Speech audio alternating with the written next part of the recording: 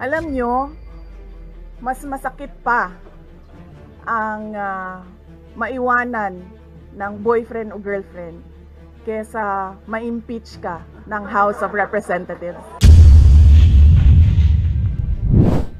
Sa mga nakaraang araw, marami ang humihingi ng reaksyon, komento o damdamin. Damdamin ko sa issue ng impeachment na naihain laban sa akin. Sa kabila ng aking mga naging pahayag ukol sa planong impeachment sa mga nakaraan na buwan, ang tanging masasabi ko na lamang sa puntong ito ay God save the Philippines. Bukod dito, nais ko na lang ipaabot ang aking taus-pusong pasasalamat sa mga kababayan na patuloy na nagdarasal, sumusuporta, nagtitiwala, at patuloy na nagmamahal sa akin. Manalig kayo dahil sa taong bayan ang tagumpay. Syukran. I know, right? Braille. 3 questions, no follow-up. Okay. Oh. Ay, ayoko na. I'm okay. Oo.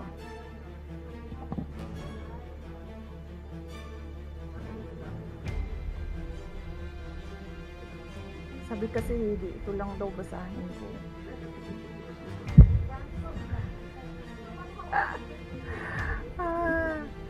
We've already started preparing the moment Franz Castro announced the impeachment plans, which was November of 2023. So November of 2023, there were already lawyers doing their work for the impeachment. So we leave it to the lawyers. Last question.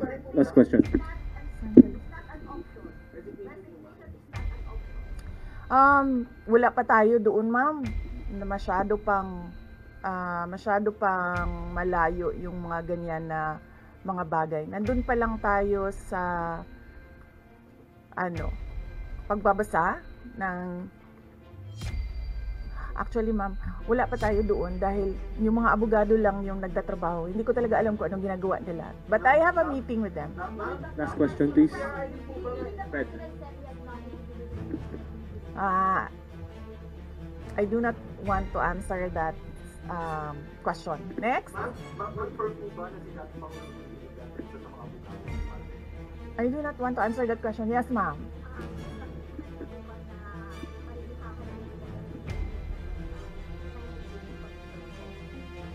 I do not want to answer that question. Last question.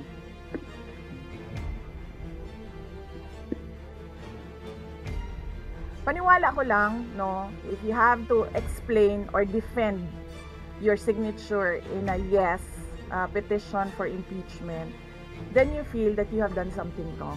Kasi kung wala ka namang ginawang mali, bakit mo i-defend yung pirma mo? Thank so you. Yun yung paniwala ko. Ma'am, naniniwala po ba kayo na may gumalaw po for the impeachment? May gumalaw po na parang money? I do not want to answer that question. Yes.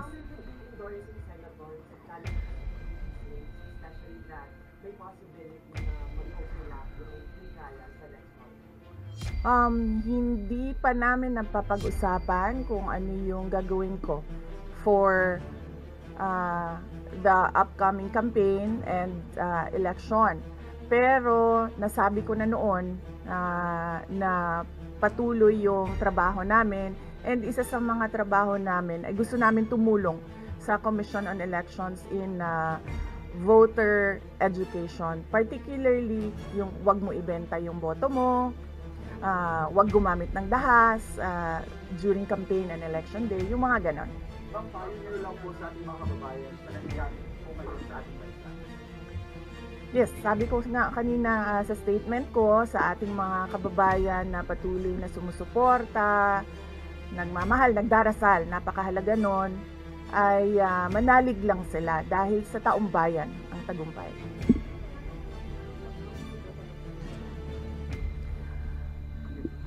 Nanong naa ka diri sa Manila na taga Davao man ka? Thank you, OVP Media. Yes sir.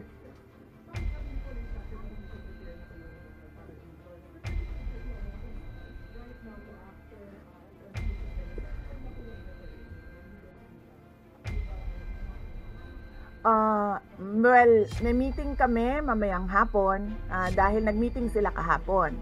Hindi ako sumali, so merong briefing, legal briefing mamaya ang mga lawyers.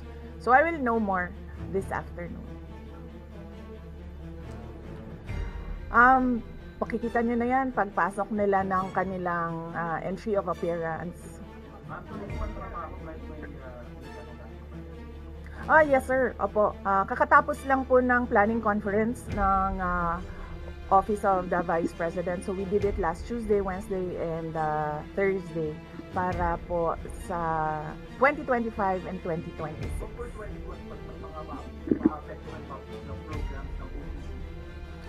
Yes, nag-announce na kami no na wala kaming wala kaming burial and medical assistance dahil tinanggal yung line na yon sa budget so hindi ka na pwede maglagay ng budget doon. Tutuloy siya.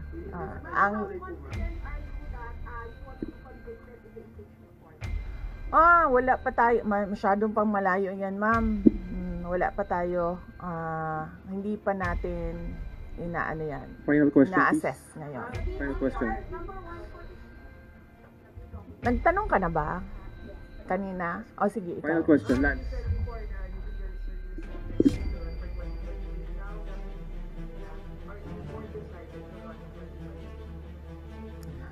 Okay. So, wala pa tayo dyan.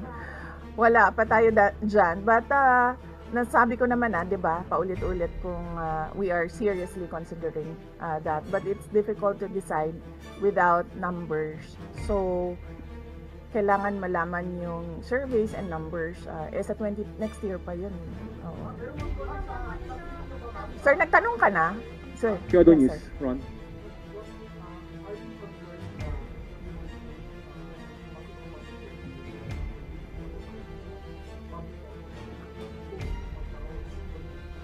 Yes sir, oo.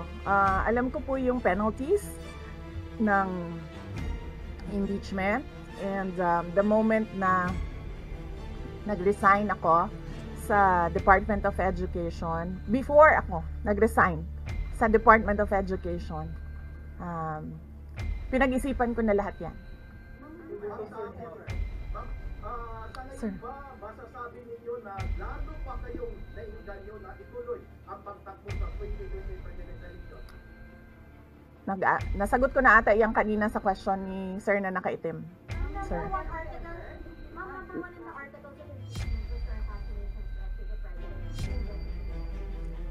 I did not make an assassination threat to the president. Sila lang nagsasabi niyan. Sila lang nagsasabi may assassination. Sila nagsasabi may assassin, may gunman. Next po, GDB. Did not say that. Sola.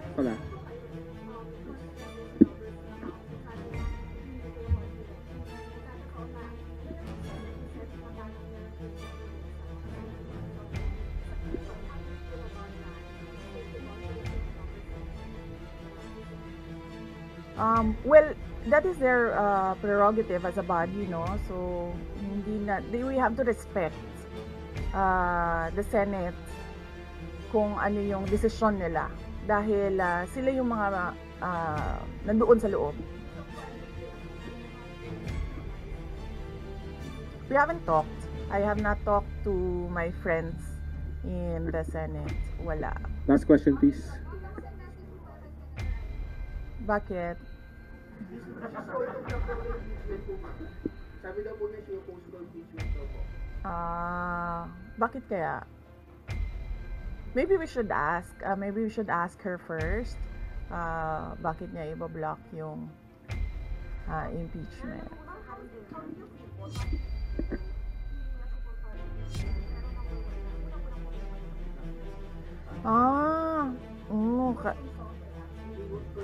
Kasi sabi ito lang daw basahin ko. Yan, ang daming nagbabantay sa gilid. Usap niyo na ba yung father niyo after your impeachment? Wala pa. But nagpadala ako ng message through sa kanyang assistant and sinabi ko na ano ba sinabi ko? Hindi ko maalala. I think I said everything will be all right. Yun nata ang sinabi ko. His reply was a song. MacArthur's Park. So, nagpadala siya ng video na kumakanta siya. Hindi ko pa nabasa, ma'am, yung complaint. But I understand lahat ng mga complaints na na-file sa House of Representatives nabasa na ng mga lawyers.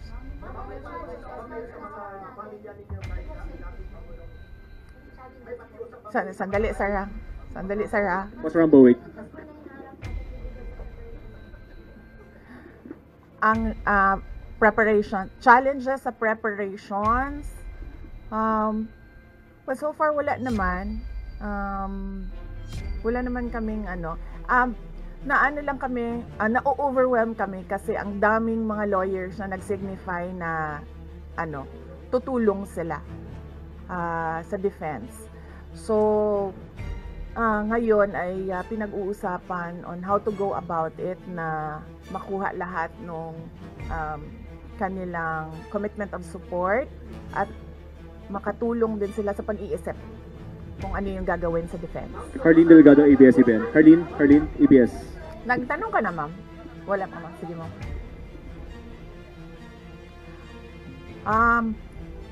Sabihan ko na lang sila na mag-announce na sila kung gusto na nila mag-announce. Pero yung father niyo kasama pa rin? Kasi sabi niyo before, your father would be helping or authority. Well, he is welcome. He is a lawyer. So he is welcome to give his advice, input in the defense.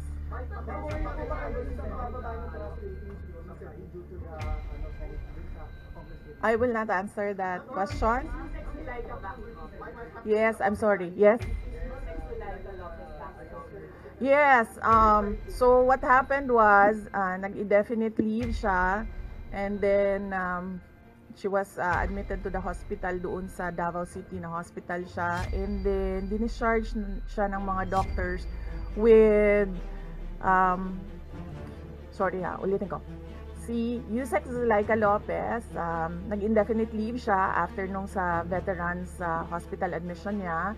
Umuwi siya Davao, and then na-hospitalize siya doon. And then sabi ng doctors niya, we will discharge you but you have to come back ngayon February, for further tests. And then bumalik siya for 1 day dito. Noong January, bumalik siya for 1 day dito sa Office of the Vice President, and she said na mag-leave siya for 2 months. And then I said yes, take the time that you need for your health. And then after a week, bumalik siya. Noong January, after a week, bumalik siya dito, and then she said hindi ako mag-leave. So sabi ko, okay, welcome back. Meron bang pakikipag-usap kayo sa ANC? Sila po yung nag-rally against para magtuloy yung Hindi pa po kami nagkausap ng INC, sir, pero nagpapasalamat po ako sa INC at sa buong sambayanan sa kanilang pananawagan ng kapayapaan. Ma'am, kamusta po ang staff ng ANC? Nagtanong ka na, sir? Wala pa, sir. Hindi ko masabi yan ngayon, sir. Wala pa kami dyan. Miss Iz. Nagtanong ka na, ma'am, wala pa. Miss Iz.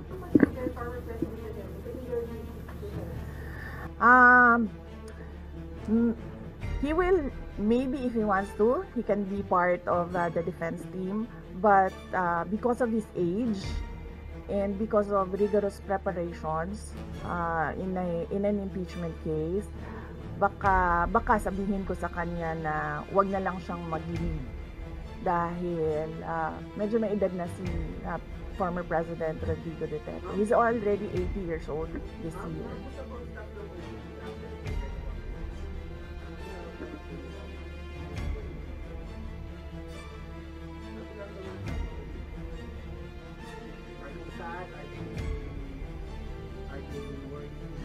Hindi ko alam, pinagtatawanan lang nila ako dito sa gilid kasi hindi daw ako sumunod. Sabi, basahin lang daw talaga ito. Ha? Okay. Kung pwede namang hindi, and I understand, pwede naman. Hindi na.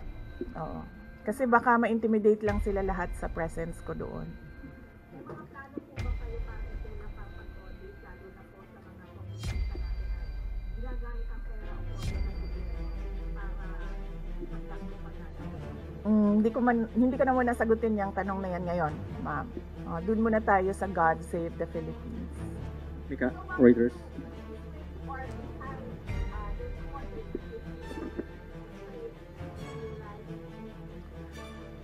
Sa panahon ngayon, ma'am, na sobrang mahal ng presyo ng mga bilihin, lalong-lalo na ng pagkain, sasabihin ko sa mga supporters sa taong bayan na unahin muna nila ang trabaho and negosyo nila kesa sa mag-rally sila sa mga daan. Dahil marami o lahat tayo breadwinners. So merong mga bata or merong mga kapamilya na nagdedepende sa atin. At tayo naman ang social media capital ng buong mundo. Kung gusto talaga nilang magsalita at tumulong, doon na lang sila sa social media kung saan nakakatrabaho pa rin sila. Pero nagagawa nila kung ano yung nararamdaman nila na gusto nilang gawin. At yun ay magsalita at marinig sila ng taong bayan at ng mundo. Mika, Flores, Reuters.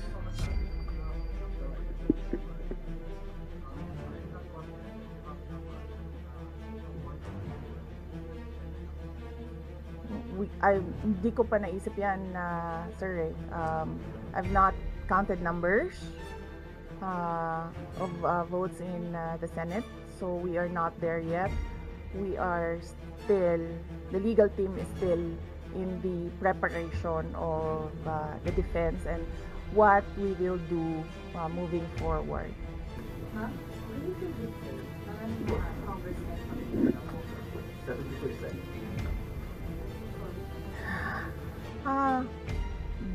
Do I feel betrayed? Actually, ma'am, wala akong feelings. Wala akong feelings about it. Kasi, kung napapansin nyo, wala naman kasi talaga akong barkada na politiko. I don't join their circles. But we are friends. Yes. But kung ninong at ninang lang ng mga anak, walang ninong at ninang na politiko ang mga anak ko. Oo. Maliban kay Stonefish, dahil nandoon si former President Erap Estrada. So, I don't move in the circle of politicians. Kaibigan, yes. But to say that meron akong close relationship, personal relationship with them, wala naman. Kaya siguro ganyan din siguro kadali sa kanila ang magdesisyon about the impeachment, kasi wala naman talagang something that is worthwhile sa aming pagiging magkaibigan. Last question, Jason.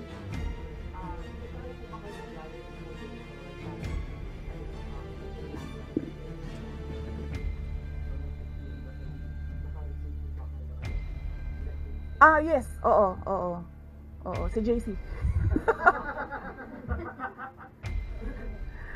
Si JC. Hindi siya natulog. Sabi ko sa kanya, matulog ka na, JC, kasi ang mangyayari ay mangyayari. Kasi sera-sera. Diba? Comment ko lang po ma'am, alam ko matagal na ito, but PUC Prosecutor's Office patong-patong na nasa office. Yes. What's your initial reaction about that? And second po, dahil ako sa security officers natin ng ano pag-private na Okay, hindi ko nasasagutin yan ha. Dun lang tayo sa God Save the Philippines. Okay. Ma'am, we said that gaano na po kalala ang problema ng ever since na nagkaroon dito sa parang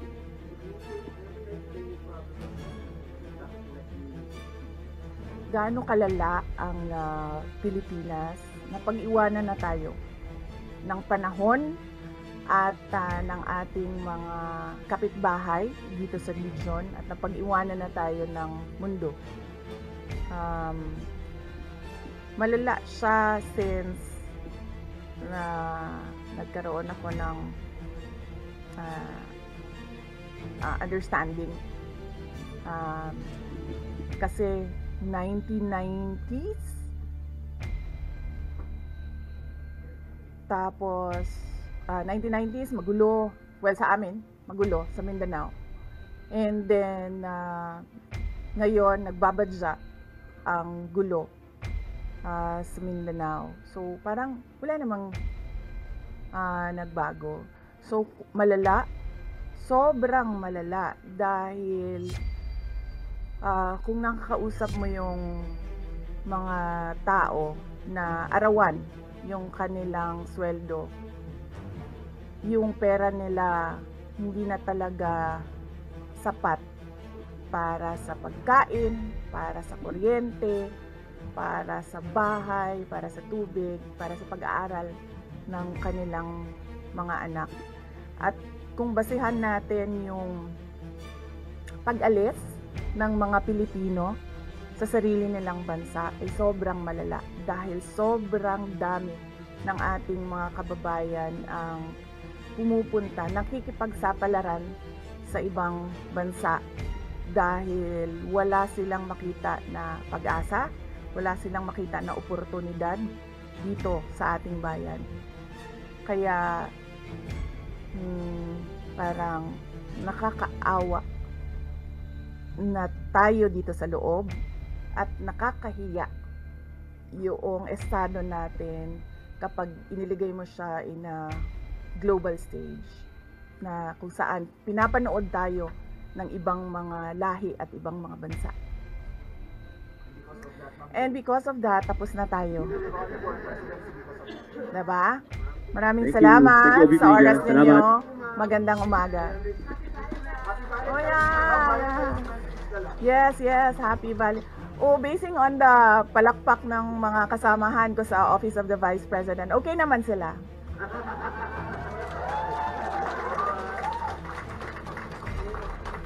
At mga Lenny supporters pa yan ha, tingnan mo, pero pumapalakpak sila sa akin.